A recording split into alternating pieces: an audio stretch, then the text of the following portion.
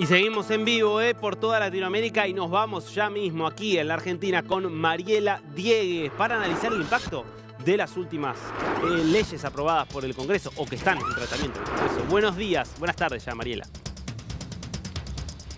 Hola Darío, muy buenas tardes. Sí, todavía falta que el Senado apruebe la ley bases y puntos de partida para la libertad de los argentinos y el paquete fiscal que la acompañó para que se convierta en ley. Todavía falta la aprobación de la Cámara Alta, pero todo indica que eso va a ocurrir y que el presidente Javier Milei finalmente va a contar con esta herramienta que él siempre dijo necesita para poner en marcha su plan de gobierno y que de alguna manera es un poco una herramienta refundacional de la economía. Me acompaña el economista Jorge Colina. Jorge, justamente, ¿qué hay de refundacional en esta ley? ¿De qué manera cambian las reglas del juego en nuestro país y finalmente es sancionada la ley bases? No tiene en su contenido algo refundacional o revolucionario. Lo que hace es abrirle las puertas o darle instrumentos al presidente como para que él pueda avanzar con sus ideas. Entonces, esto va a depender de qué es lo que vaya a hacer Milei. Esto en la delegación de facultades que le competen al Congreso. Y la delegación de facultades, por ejemplo, en el régimen especial para grandes inversiones, digamos, hay que ver si eso se traduce en grandes inversiones o no. Entonces, comenzó el partido con esta ley. Ahora veremos qué es lo que... ¿Qué significa este régimen de grandes inversiones?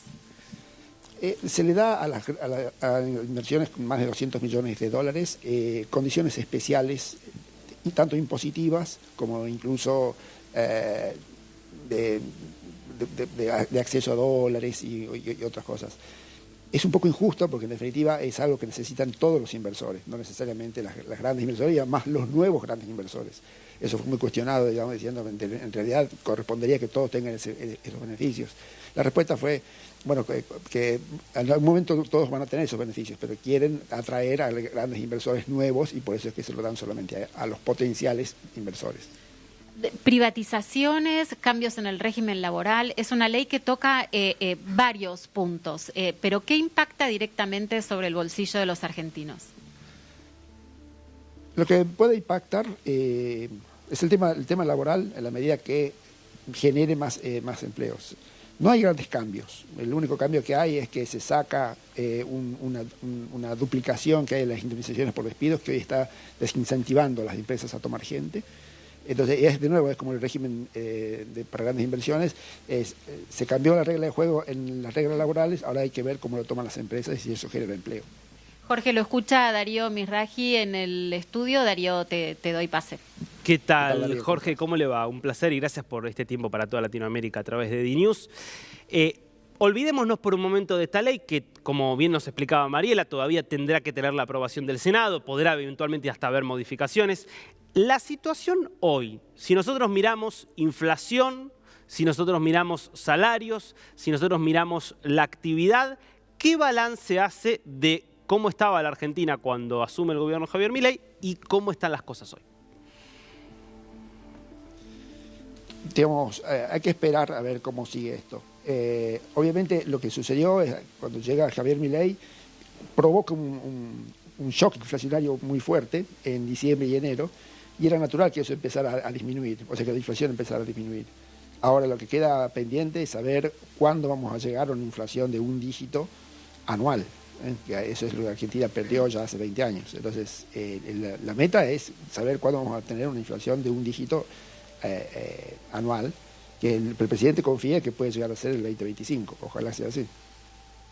Ahora, si nos paramos solamente en el tema de la inflación, tanto el Fondo Monetario Internacional como incluso escuché a muchos economistas plantear que veían que la inflación estaba desacelerándose más rápido de lo que creían, por lo menos cuando veían la película en enero, pongámosle, de este año. Y ya hay indicios de que va a haber de ser de un dígito mensual, de un dígito ya la inflación que vamos a conocer respecto de lo que fue abril. Primero le pregunto por qué, si usted está de acuerdo, digamos, en que esta desaceleración ha sido más rápida o más acentuada de lo que se creía y a qué se debe en todo caso. Fue por el shock inflacionario y fue por la estabilidad que hay en el tipo de cambio, en el dólar. esto va a llevar a que el dólar se empiece a apreciar. Y eso muchas veces luego lleva a que haya problemas de competitividad y empiece a cuestionarse ya el tema de si el dólar está barato o no. Y eso puede llevar, dicen otros economistas, a que en el futuro, supongamos en la segunda mitad del 2024, haya que hacer una corrección importante del tipo de cambio y eso podría hacer renacer la inflación. Entonces, se estamos yendo bien, sí, pero se están abriendo otros frentes, como por ejemplo el frente de la apreciación cambiaria. ¿Y eso cómo se puede evitar? Algunos dicen haciendo que el dólar oficial acompañe más a la inflación, lo cual hace que el gobierno sea reticente a esto, diciendo que si hace eso, la inflación va a ser más resiliente, es decir, va a costar más bajarla la inflación.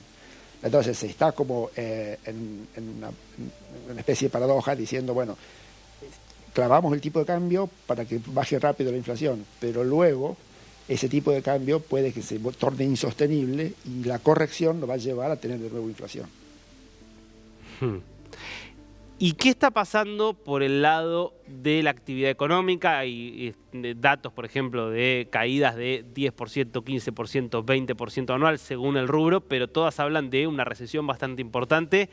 ¿Qué se avisora respecto de si esto se va a seguir profundizando o si puede empezar a haber un rebote? La actividad económica está estancada y en cierta forma eso también ayuda a bajar la inflación. De hecho, y también ayuda al tema de la apreciación cambiaria, porque hay pocas importaciones a raíz de que la actividad económica está estancada. Entonces, si llegara a volver la actividad económica, va a haber necesidad de más importaciones y eso va a tener más demanda de dólares. Y ahí es otra fuerza, digamos, que llevaría a que el dólar suba. Y de subir el dólar, obviamente de nuevo pondría en riesgo el tema de la disminución de la inflación. Entonces, hoy la inflación está bajando más rápido de lo que se pensaba originalmente, pero es porque hay varios factores que luego van a salir más adelante, como la apreciación cambiaria y la recesión. O sea, es casi como decir, hasta ahora baja la inflación porque no hay actividad económica y porque el dólar está quieto. Habría que ver qué pasa si es que la actividad económica comienza a funcionar. El discurso, si uno escucha el discurso del ministro Caputo y en general el discurso del presidente Milei, el planteo es, bueno, la inflación va a seguir bajando producto de que nosotros cortamos completamente la emisión gracias al recorte drástico que hicimos del gasto público y una vez que baje la inflación irá retomando y los salarios le van a empezar a ganar a la inflación y dan algunos datos de que, bueno, después de haber perdido mucho, empieza a empatarse lo que suben por las paritarias respecto de una inflación que empieza a estar a la baja y que entonces ahí va a haber cierta reactivación.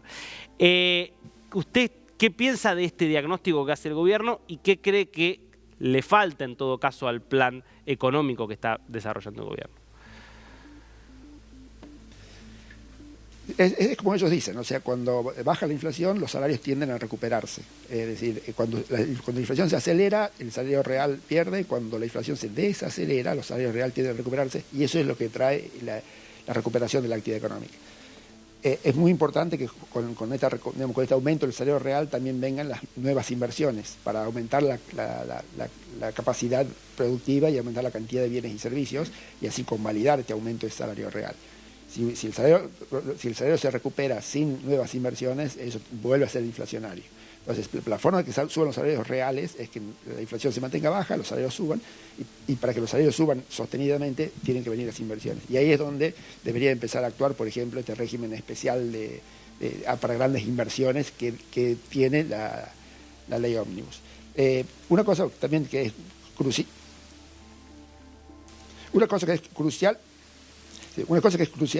para el tema de si realmente vamos a ir a la inflación de un dígito anual es el tema del superávit fiscal. Hasta ahora el superávit fiscal fue hecho con impuestazos y evitar gastos. Pero la verdad es que hay que ordenar el Estado para que pueda funcionar eficientemente el Estado equilibradamente. Muchísimas gracias, Jorge. Mariela.